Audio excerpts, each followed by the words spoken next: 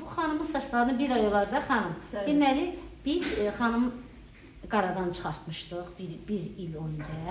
Sonra isə xanıma dedim ki, yəni bir ildən sonra sizə gözəl bir işlər eləyəcəyik. Hələ ki, qaradan çıxartdıq.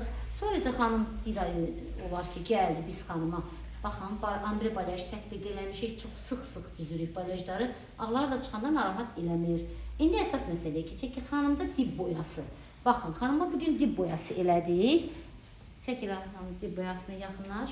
Baxın, dib boyamıza baxa bilərsiniz, əzizlərim mənim. Bir dənə diqqət eləyin. Elə bir biz saçı açmışıq və boya qoymuşuq. Yəni bu açılmayıb burada saç. Bu boya ilandır.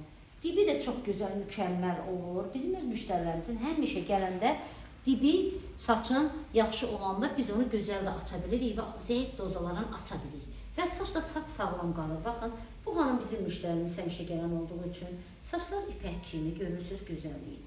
Budur Melisa Studiya əzizlərim mənim.